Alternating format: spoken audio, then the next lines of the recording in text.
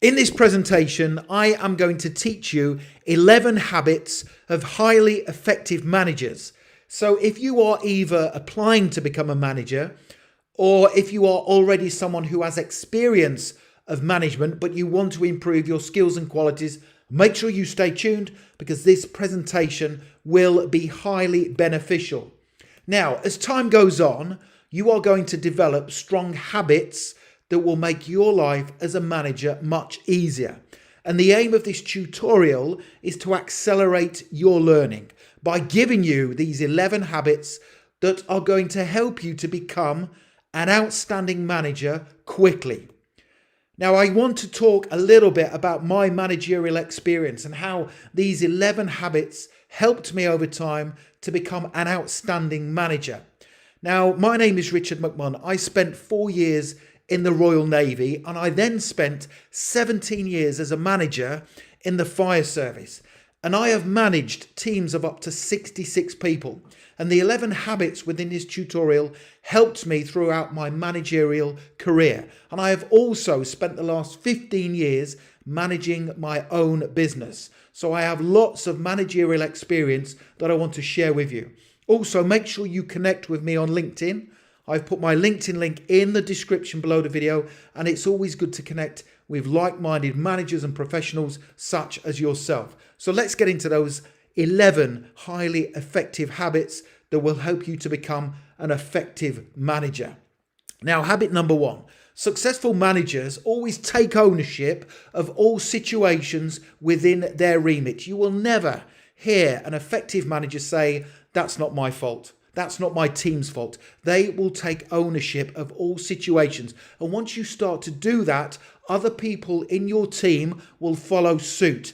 And they will take ownership of situations. And you will then see quickly that you will start to be much more productive. So develop a habit where you take ownership of all situations.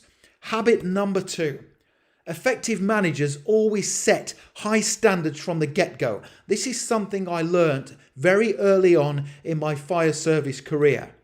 Now, if you set high standards, this will give you a reputation as a manager who will not settle for anything but the best. You should always say to your team from the start, we are going to set very high standards and we are going to stick with them. And always remember this. If you lower the standards at the start, it's much harder to raise them later on.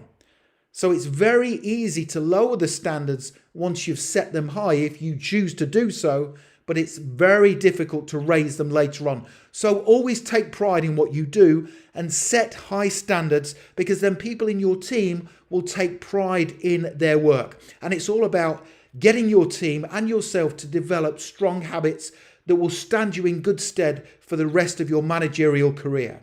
Habit number 3. Highly effective managers always look to improve, and they never think to themselves, "I have reached the pinnacle of my career." Now, I am 50 next year, but I am always looking to improve and develop.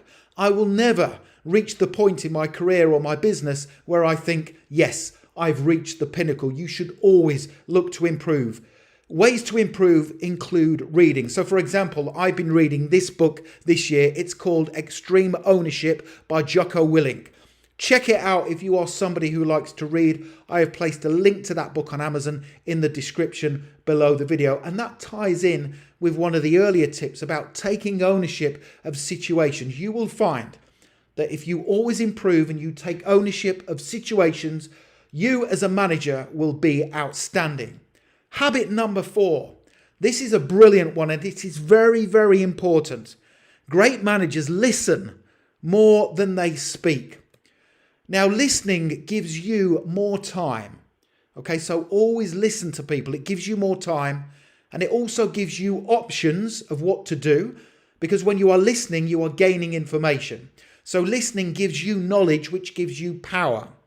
So always listen more than you speak. Just because you are a manager does not mean that you have to be the person who is the most vocal in the room.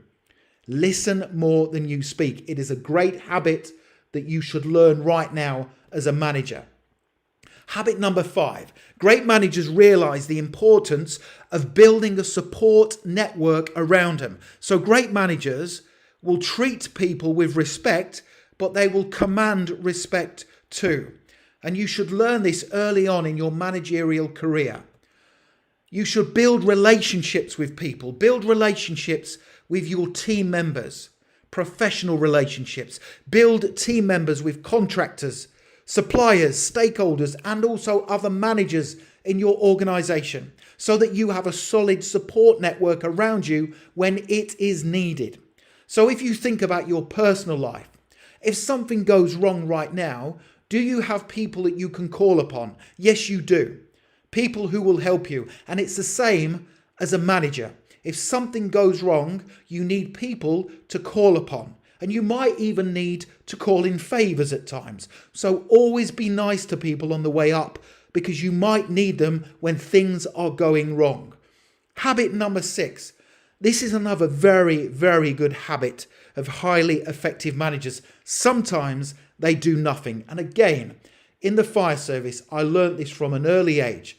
I had a brilliant senior manager who took me under his wing and he said to me, Richard, sometimes do nothing. You don't always have to make a decision.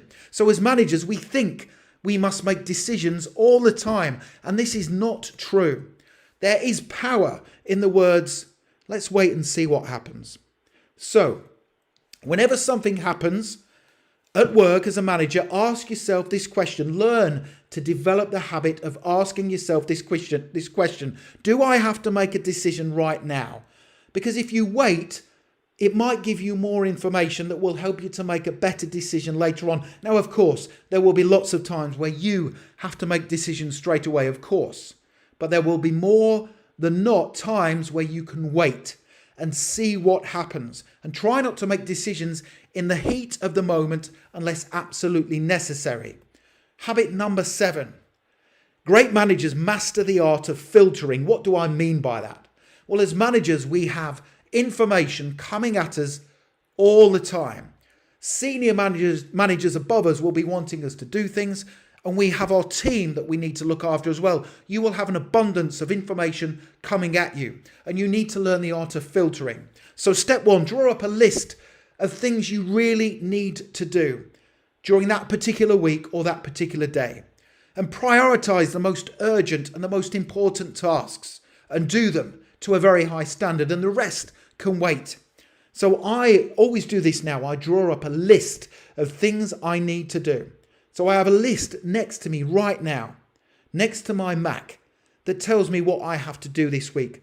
And there are numbers next to each part of the list, prioritizing which task comes first. And there are some at the bottom which have been on there for a few weeks because they can wait. They are not important. So master the art of filtering. Habit number 8. This is a good one.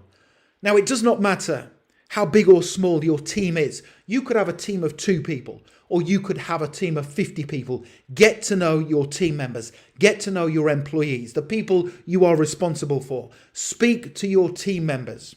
Speak to them. Engage with them. Listen to them. Find out what your team members' strengths and weaknesses are. Now, when you know what their strengths are, what they enjoy doing, you can allocate tasks to them quickly. So when you have to delegate as a manager, if you know your team members, you know who to delegate to.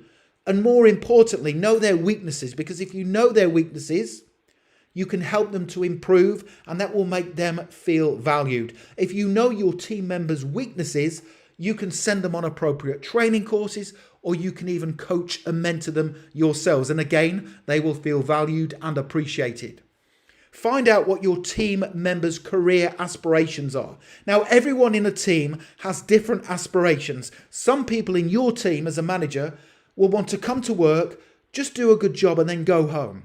And there's nothing wrong with that.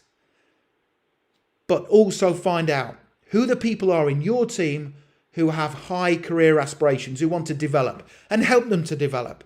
Encourage them. So find out what their career aspirations are, the people in your team, and then use that knowledge to your advantage. Also, make sure you praise people when they do good work. Don't get into the habit of just praising people all the time. Only praise your staff when they do good work, but make sure you praise them. That is very, very important, because otherwise people will get demotivated. Also, provide honest feedback. They will appreciate it. So provide honest and open feedback to people in your team, because that will help them to develop and they will respect you for it. Habit number 9 of a highly effective managers, they seek feedback themselves. Now, highly effective managers are not afraid to ask for feedback. But once they receive the feedback, they then decide which parts are useful. Just because somebody gives you feedback, it does not mean to say you have to take it on board. You are in control. You are the manager. Use feedback to your advantage. Yes, always ask for it. It's very important. So if you are unsure about how you've done something, ask someone within your network for feedback. And then take the bits that you find useful and use it to your advantage. And remember, you do not have to listen to all feedback. You don't have to tell them that you're not going to listen to that. Just keep it to yourself. And remember, knowledge is very powerful to you as an effective manager. Habit number 10. This is another good one. As a highly effective manager, make decisions based on facts, not emotion. It's very easy to make decisions based on emotion, how you are feeling at that particular time.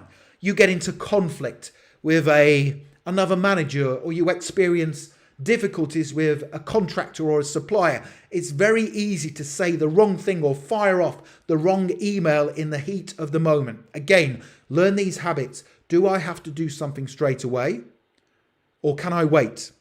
How am I feeling in the moment? Am I feeling emotional? Am I feeling angry or frustrated? Should I sleep on it? Should I wait?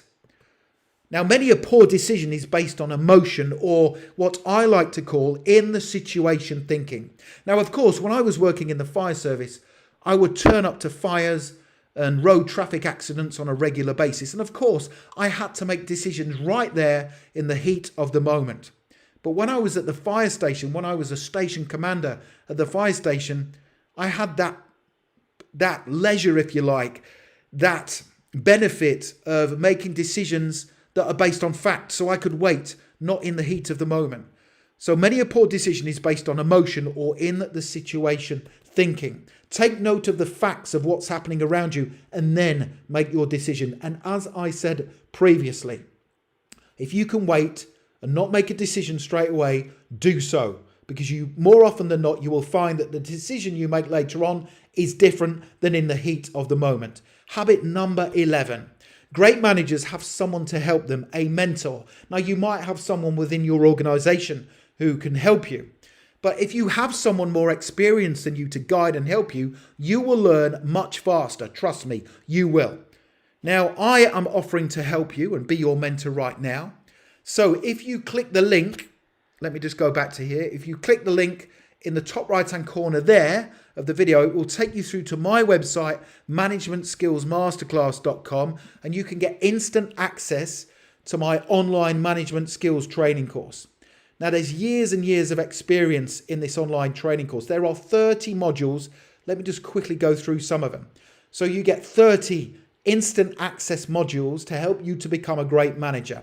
So we have an introduction, what makes a great manager, the qualities needed to be a great manager, 7 actions of great managers, the responsibilities you will have, how to set team values. You will get a team values blueprint, how to develop your team. You will get goal setting modules and PDFs, how to deal with conflict, proactive management versus reactive management, or not even halfway through, how to make effective decisions, also performance review training.